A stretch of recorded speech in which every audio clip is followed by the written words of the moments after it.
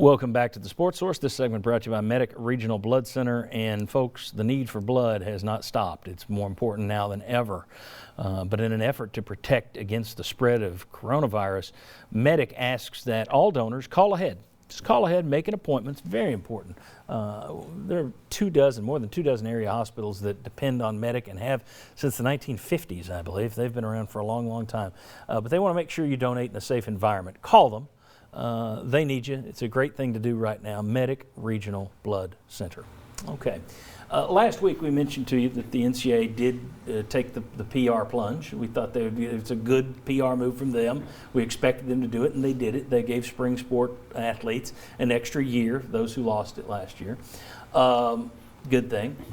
In Tennessee, Philip Fulmer, the University of Tennessee, they're going to honor it. You know, some guys, and Philip Fulmer even said, this is going to be a burden on our coaches to figure this out, who's coming, who's going, but they're going to support them. Barry Alvarez, the only other former football coach who's an AD in the country, this week came out and said, at Wisconsin, nah, we're not doing it for any of them. The quote was, in a time of unprecedented uncertainty in college athletics, we will not seek waivers for the seniors who want to come back. I am shocked just that they would take the PR hit that they're going to get for that, because if you're all about the athletes, which is what all these people claim, how can you just give a blanket no? Now, I can understand you don't let everybody come back and you do it case by case, but a blanket no? I mean, it makes me want to applaud Tennessee for not taking that approach. I knew some people would say no. That's the first school I've seen that has just said, yeah, we're not even going to touch this with anybody. I was shocked.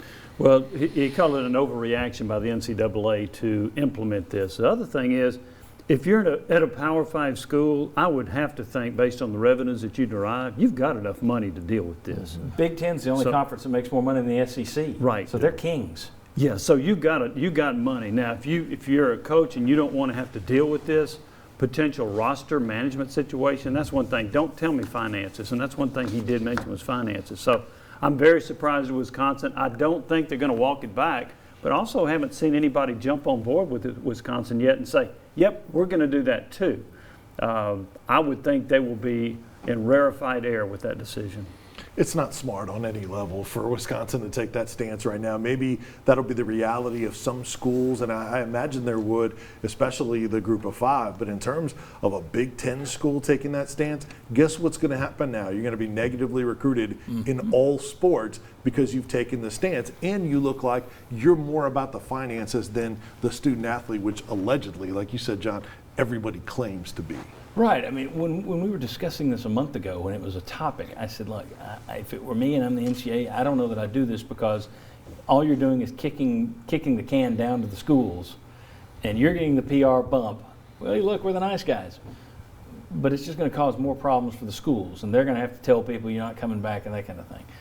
I thought the NCAA should have handled this perhaps differently, but for a school that does have to recruit, I'm just shocked that they would take that risk, because yes, how are you able to say if you're a Wisconsin man, you'll be a Wisconsin man for life, unless you have to come back for an extra year because we don't want you. Right. I just think that's going to be a bad.